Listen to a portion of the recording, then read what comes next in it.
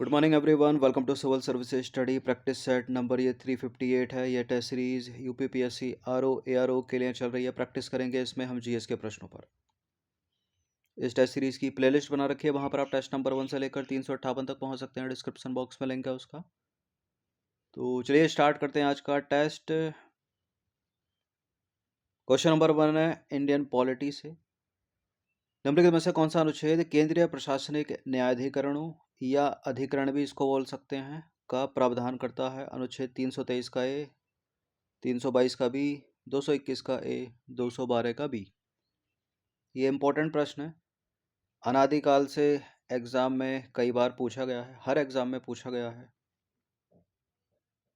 और इसका उत्तर है अनुच्छेद 323 का ए, ऑप्शन नंबर ए। देखिए अनुच्छेद 323 ए संसद को सेवा मामलों से संबंधित विवादों का निर्णय सिविल न्यायालयों एवं उच्च न्यायालयों से हटाकर प्रशासनिक न्यायाधिकरणों के समक्ष रखने में सक्षम बनाता है। अनुच्छेद 323 ए के अनुसरण में संसद द्वारा असंतुष्ट लोक सेवकों को त्वरित और सस्ता न्याय प्रदान करने के लिए वर्ष 1985 में प्रशासनिक न्यायाधिकरण अधिनियम पारित किया गया। ये नंबर इस पर कॉल या व्हाट्सएप करके आप फुल टेस्ट सीरीज प्राप्त कर सकते हैं यूपीपीएससी आरओ एआरओ की। दूसरा प्रश्न है, भारत का पहला डिजिटल साइंस पार्क स्थापित किया जाएगा कहां पर? हर वो चीज जो इंडिया में पहले ही इंपॉर्टेंट है एग्जाम के पॉइंट ऑफ व्यू से। भारत का पहला डिजिटल साइंस पार्क स्थापित किया जाएगा तिरुवनंतपुरम में। ऑप्शन नंबर सी है इसका आंसर। देखिए प्रधानमंत्री के द्वारा तिरुवनंतपुरम के टेक्नोसिटी परिसर में बनने वाले भारत के पहले डिजिटल साइंस पार्क की आधारशिला रखेंगे। ठीक है, प्रधानमंत्री तिरुवनंतपुरम के टेक्नोसिटी परिसर में बनने वाले भारत के पहले डिजिटल साइंस पार्क की आधारशिला रखेंगे, जो केरल के ज्ञान अर्थव्यवस्था में परिवर्तन में एक मील का पत्थर साबित होगा। तो सी करेक्ट हो गया। डिजिटल साइंस पार्क एक बहुविषयक क्लस्टर आधारित इंटरैक्टिव इनोवेशन जोन है जो डिजिटल प्रौद्योगिकियों पर केंद्रित है और इसमें उच्च स्तरीय अनुसंधान प्रयोगशालाएं और अन्य सुविधाएं शामिल होंगी। तो तिरुवनंतपुरम को याद रखिएगा। तीसरा प्रश्न है, निम्नलिखित में से नियंत्रक एवं महालेखा परीक्षक को किसके लिए मित्र एवं मार्गदर्शक माना जाता है? इंपॉर्टेंट प्रश्न है इंडियन पॉलिटी का। वित्त मंत्री, लोक लेखा समिति, प्राक्कलन समिति, भारतीय रिजर्व बैंक के गवर्नर। देखिए इसका आंसर है लोक लेखा समिति, ऑप्शन नंबर बी लोक लेखा समिति में 22 सदस्य होते हैं, 15+7। और प्राक्कलन समिति में 30 मेंबर होते हैं, 300 के 300 लोकसभा के होते हैं। ठीक है, इसमें 15 होते हैं लोकसभा के, 7 होते हैं राज्यसभा के। ये एग्जाम में प्रश्न पूछ लिए जाते हैं। तो नियंत्रक एवं महालेखा परीक्षक इंग्लिश में बोलते हैं इसको CAG, comptroller and auditor general. अंग्रेजी में कंप्ट्रोलर है, हिंदी में नियंत्रक है। देखिए भारतीय लेखा परीक्षा एवं लेखा विभाग का प्रमुख होता है ये सीएजी, और सार्वजनिक धन का संरक्षक है भारत में। केंद्र एवं राज्य दोनों स्तरों पर देश की संपूर्ण वित्तीय प्रणाली को नियंत्रित करता है। ऐसा नहीं है कि राज्य का लेखा परीक्षा राज्य अलग होता है, कोई एक ही होता है पूरे भारत का, केंद्र के लिए भी राज्य के लिए भी। लोक लेखा समिति के कर्तव्यों के पालन में सीएजी द्वारा सहायता प्रदान की जाती है और वास्तव में सीएजी समिति के मार्गदर्शक, मित्र और दार्शनिक के रूप में काम करता है। तो विकल्प बी करेक्ट हो गया। क्वेश्चन नंबर 4 पर आ जाइए। भारत में लघु वित्त बैंक शुरू करने के लिए कितनी न्यूनतम पूंजी की आवश्यकता होगी? बताइए, लघु वित्त बैंक शुरू करना है, कितने पैसे होने चाहिए उसके पास, उस व्यक्ति या उस संस्था के पास? 200 करोड़ रुपए। डी है इसका आंसर। भारत में लघु वित्त बैंक शुरू करने के लिए न्यूनतम पूंजी की आवश्यकता होती है, वो न्यूनतम पूंजी है 200 करोड़ रुपए। भारत में लघु वित्त बैंक छोटे व्यवसाय मालिकों, सूक्ष्म और लघु उद्योगों, किसानों एवं असंगठित क्षेत्र सहित आबादी के वंचित वर्गों को बुनियादी बैंकिंग सेवाएं तथा ऋण सुविधाएं प्रदान करने के लिए स्थापित बैंकों की एक श्रेणी है। पांचवा प्रश्न है, ये प्रश्न है ज्योग्राफी का। निम्नलिखित में से कौन सा जल निकाय मैगलन संधि से प्रत्यक्ष रूप से संबंधित है? प्रशांत महासागर, अटलांटिक महासागर, जावा सागर, हिंद महासागर, काला सागर, मरमरा सागर, दक्षिण चीन सागर, फिलीपींस सागर। इसका आंसर है ऑप्शन नंबर ए, प्रशांत महासागर, अटलांटिक महासागर यानी पैसिफिक ओशियन और अटलांटिक ओशियन। देखिए प्रशांत महासागर और अटलांटिक महासागर, इसकी ये तालिका है, इम्पोर्टेंट है, कुछ भी इसमें से पूछ लिया जाएगा। इसको एक बार देख लेते हैं। जैसे कि मलक्का अंडमान सागर और चीन सागर, सुंडा जो है वो जावा सागर और हिंद महासागर, युकाटन मैक्सिको की खाड़ी कैरिबियन सागर, ओट्रांटो एड्रियाटिक सागर, और आयोनियन सागर जो कुक है तस्मान सागर, और दक्षिण प्रशांत महासागर। मोजाम्बिक चैनल हिंद महासागर, उत्तरी चैनल आयरिश सागर अटलांटिक महासागर, टोरेस हो गया अराफुरा सागर पापुआ की खाड़ी, बोस्पोरस हो गया काला सागर मरमरा सागर इंपॉर्टेंट है, डेविस हो गया बेफिन की खाड़ी अटलांटिक महासागर इंपॉर्टेंट है, फ्लोरिडा जलडमरू मध्य मैक्सिको की खाड़ी अटलांटिक महासागर। ठीक है, मैगलन हो गया प्रशांत महासागर अटलांटिक महासागर जो ऑप्शन में था। मकस्सर जावा सागर और सेल्वेस सागर, लूजोन हो गया दक्षिण चीन सागर फिलीपींस सागर, टार्टरी हो गया जापान सागर, और ओखोटस्क सागर, हडसन जलडमरू मध्य हो गया हडसन की खाड़ी, और लेब्राडोर सागर या समुद्र इंपॉर्टेंट है, मतलब जो पहले पूछ लिए गए। ये भी अच्छा प्रश्न है। निम्नलिखित में से कौन सी श्रेणी या पठार मेघालय पठार से संबंधित है? हिमालय श्रेणी, प्रायद्वीपीय पठार, पूर्वी घाट के पर्वत, सतपुड़ा श्रेणी। बताइए।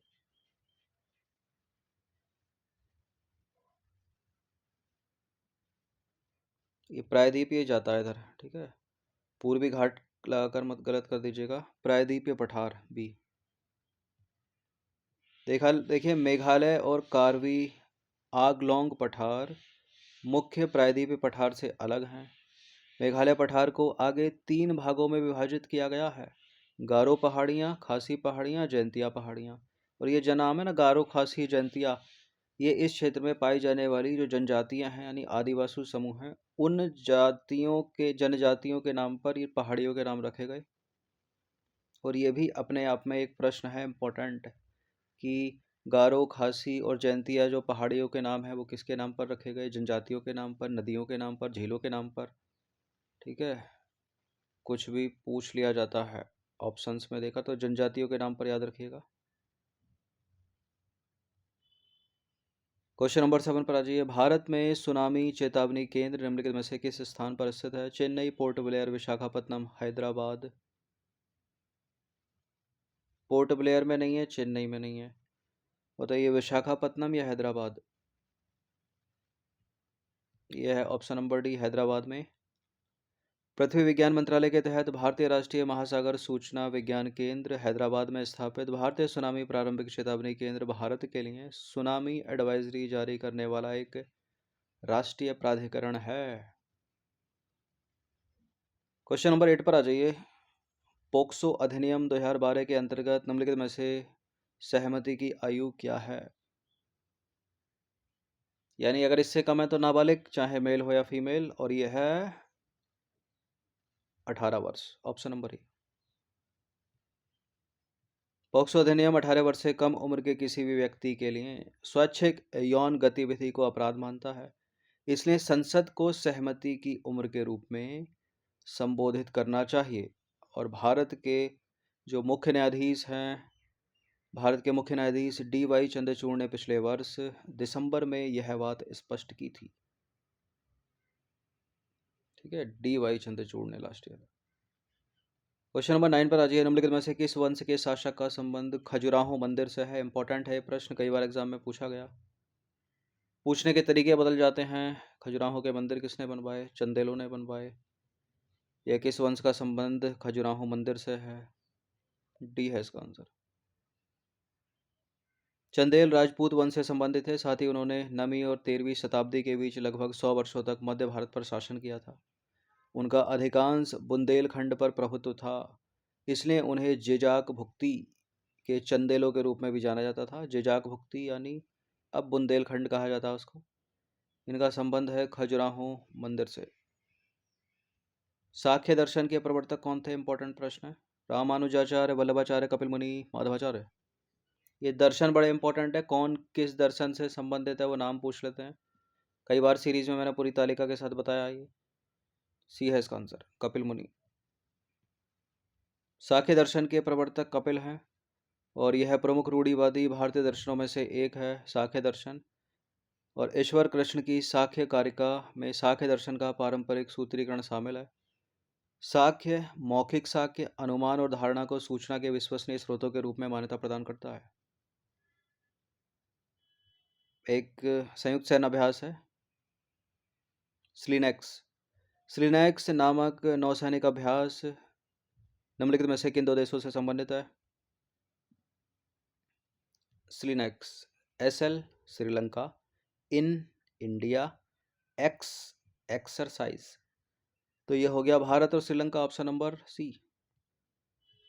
भारत श्रीलंका द्विपक्षीय समुद्री अभ्यास स्लिनेक्स यानी श्रीलंका भारत नौसैनिक अभ्यास का 9वां संस्करण विशाखापत्तनम में हुआ। 12 प्रश्न है। संविधान की में 12 अनुसूचियां हैं। 12 की 12 बड़ी इंपॉर्टेंट है, किसमें क्या है याद रखिए, एग्जाम में एक आधा अनुसूची पूछ लेते हैं। देखिए, भारतीय संविधान की किस अनुसूची में अनुसूचित क्षेत्रों और अनुसूचित जनजातियों के प्रशासन और नियंत्रण के संबंध में प्रावधान है? 5वीं अनुसूची, 7वीं अनुसूची, 8वीं अनुसूची, 6ठी अनुसूची।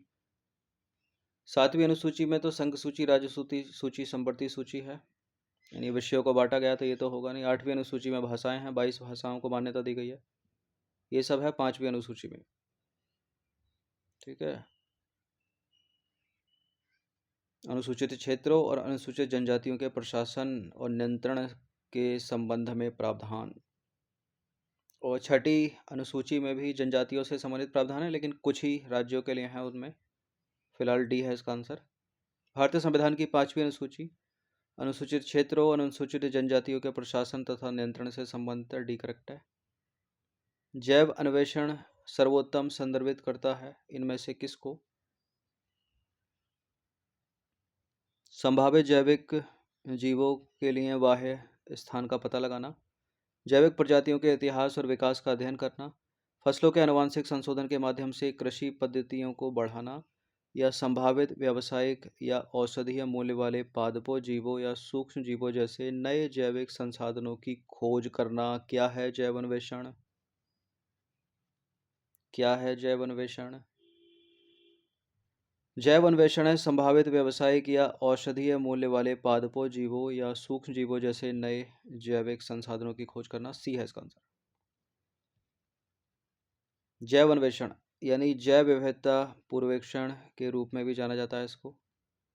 छोटे अणुओं, बृहदाणु और जैव रासायनिक तथा आनुवंशिक जानकारी के लिए प्राकृतिक स्रोतों की खोज है, जिसे कृषि, जलीय कृषि, जैव उपचारण, सौंदर्य प्रसाधन, नैनो टेक्नोलॉजी आदि के लिए व्यावसायिक रूप से मूल्यवान उत्पादों में विकसित किया जा सकता है। तो विकल्प सी करेक्ट है।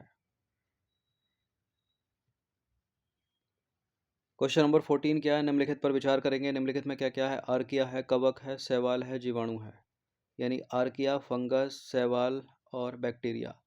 उपरोक्त में से कितने सूक्ष्मजीवों का उपयोग जैवोपचारण के लिए किया जा सकता है? जैवोपचारण यानी बायो रेमेडिएशन। इस तरह के प्रश्न एग्जाम में आते हैं तो अधिकतर सारे ही सही हो जाते हैं। ठीक है। एक प्रश्न ऐसा एक और पूछते हैं, वो पूछते हैं कि निम्नलिखित में से कौन से जीव जैव अपघटक है? ठीक है। तो उसमें एक वायरस डाल देते हैं, तो वायरस को एलिमिनेट करके बैक्टीरिया और कवक सही हो जाता है। फिलहाल यहाँ चारों के चारों सही हैं, जीवाणु भी, शैवाल भी, कवक भी, आर्किया भी। ये चारों के चारों जैवोपचारण कर सकते हैं, सभी 4, डी है इसका आंसर। जैवोपचारण यानी बायो रेमेडिएशन उस प्रक्रिया को संदर्भित करता है जिसके तहत सूक्ष्म जीव जैसे कि जीवाणु, कवक, शैवाल, अर्किया आदि विषाक्त रासायनिक प्रदूषकों को कम विषाक्त रूपों में विघटित करते हैं। जैवोपचारण की प्रक्रिया का सभी प्रकार के पारिस्थितिक तंत्रों में व्यापक उपयोग पाया गया है। देखिए, वास्तविक जीवन में भी जैवोपचारण के व्यापक उदाहरण हैं। प्राकृतिक पारिस्थितिक तंत्र विषाक्त अपशिष्ट पदार्थों, कार्बनिक प्रदूषकों और भारी धातुओं से प्रदूषित हो गया है। इसका सभी जीवित जीवों पर हानिकारक प्रभाव पड़ता है। विषाक्त और खतरनाक पदार्थ जब दूषित खाद्य श्रृंखला के माध्यम से उपभोग किए जाते हैं तब यह जीव के शरीर में जमा हो जाते हैं और यह संचय जो है गंभीर स्वास्थ्य जोखिम के साथ जीव की सामान्य कार्यप्रणाली को बाधित कर सकता है और अंततः कोशिका के क्षय का कारण बन सकता है। और कोशिका क्षय हो गई तो उस जीव की मृत्यु हो जाएगी। क्वेश्चन नंबर 15 पर आ जाइए। भारत नेट प्रोजेक्ट या भारत नेट परियोजना किसके द्वारा क्रियान्वित किया जा रहा है या की जा रही है? नीति आयोग, सूचना प्रौद्योगिकी मंत्रालय, पृथ्वी विज्ञान मंत्रालय, भारत ब्रॉडबैंड नेटवर्क लिमिटेड। सबसे अच्छा उत्तर क्या है इसमें और सही उत्तर क्या है इसमें? इसका answer option number D, Bharat broadband network limited. देखिए, भारत नेट परियोजना यानी भारत नेट, जिसे नेशनल ऑप्टिकल फाइबर नेटवर्क के रूप में भी जाना जाता है, इसका लक्ष्य भारत की सभी ग्राम पंचायतों को हाई स्पीड ब्रॉडबैंड कनेक्टिविटी प्रदान करना और इसे सभी दूरसंचार सेवा प्रदाताओं को ब्रॉडबैंड कनेक्टिविटी तक गैर भेदभावपूर्ण पहुंच प्रदान करके देश की सभी ग्राम पंचायतों को जोड़ने के लिए चरणबद्ध तरीके से लागू किया गया है। लगभग 2.5 लाख। उद्देश्य क्या है? मोबाइल ऑपरेटरों, इंटरनेट सेवा प्रदाताओं, केबल टीवी वाले जो भी हो गए, सामग्री प्रदाताओं जैसे एक्सेस प्रदाताओं को ग्रामीण और सुदूर भारत में ई स्वास्थ्य, ई शिक्षा, e governance, E for electronics जैसी विभिन्न सेवाएं शुरू करने में सक्षम बनाना। और यह परियोजना एक विशेष प्रयोजन वाहन है, अर्थात Bharat broadband network limited BBNL द्वारा क्रियान्वित की जा रही है, जिसे भारतीय कंपनी अधिनियम 1956 के तहत स्थापित किया गया है। तो विकल्प डी करेक्ट है। तो ऐसे प्रश्न भी पूछे जा सकते हैं, ठीक है, याद रखिएगा। तो 15 प्रश्न थे, इनकी प्रैक्टिस 1 से 2 बार कर लीजिएगा। इन सभी टेस्ट की आप फुल टेस्ट सीरीज प्राप्त कर सकते हो नंबर इस पर कॉल या व्हाट्सअप करके, यानी पेड टेलीग्राम ग्रुप से जुड़कर। धन्यवाद।